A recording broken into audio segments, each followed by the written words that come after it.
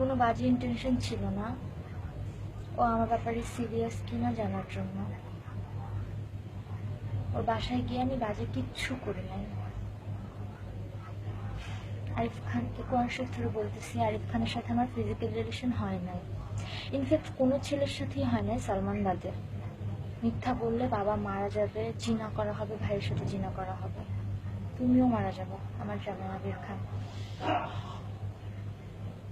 আরিফ খান আমাকে অনেকবার হাত ধরছে, একবার লিপ কিস করছে, ব্রেস্টে যেখানে তোমার নাম লেখছি সেখানে ভাবে করে হাত দিয়ে দেখছে একবার, আর কোমরে একবার হাত দিছে। আল্লাহর কসম, এর বেশি কিচ্ছু করার নেই। কোরআন শরীফ ধরে বলতেছি, যতদিন তুমি আমার পাশে থাকবা আমি কোনো ছেলের সাথে কথা বলবো না, তোমার সাথে মিথ্যা কথাও বলবো না, কোনো ডাবলিংও করবো না, ইনশাল্লাহ। কোরআন শরীফ ধরে বলতেছি, জান আমি তোমাকে আমার নিজের চেয়ে, আমার ফ্যামিলির চেয়ে, আমার সব কিছুর চেয়ে বেশি ভালোবাসি। আর আরিফ খানকে আমি ভালোবাসি না। ইনফ্যাক্ট তুমি ছাড়া আমি কোনো পুরুষ মানুষকেই ভালোবাসি না, বাবা ভাই ছাড়া।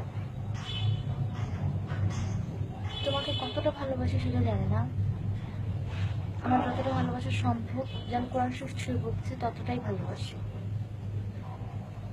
আরিয়ানকে দিয়ে সি মানাইছিলাম, শুধু ঘাড়ে হাত দিচ্ছে, এর চেয়ে বেশি কিচ্ছু করে নাই। কোরআন শরীফ ধরে বলতেছি, জান আরিফ খানের সাথে 2বার ফোন সেক্স করা ছাড়া আর কোনো ছেলের সাথে ফোন সেক্স করি না। আরিফ খানের সাথে 2বারের বেশি ফোন সেক্সও করি না। জান কোরআন শরীফ ধরে বলতেছি, আমি তোমাকে নিয়ে ভালো থাকতে চাই, আমি চাই তুমি নিজেকে বদলাও, জাস্ট আমাকে হ্যাপি রাখো, হ্যাপিনেসটা আমাকে সম্মান দিও, শান্তিতে থাকতে দিও, এটাই যথেষ্ট।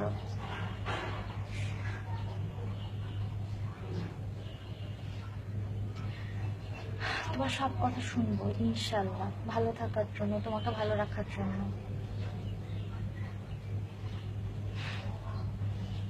সব কথা শোনার মতো সবকিছুই পড়ে, তোমার সাথে মিথ্যা কথা বলবো না ইনশাল্লাহ।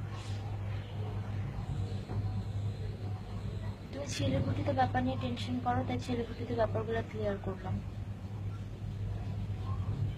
যেন কোরআন শরীফ ধরে বলতেছি, তুমি ছাড়া আর কোনো ছেলের সাথে কোনো রিলেশন বা কোনো সম্পর্ক আমার নাই। তোমাকে আমি আমার স্বামী হিসেবে মানি,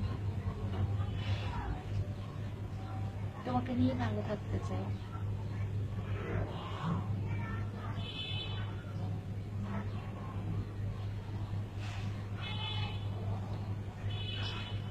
কোরআন শরীফ ধরে বলতেছি, কোনো মিথ্যা কথা বলিনি তোমার সাথে। I love you.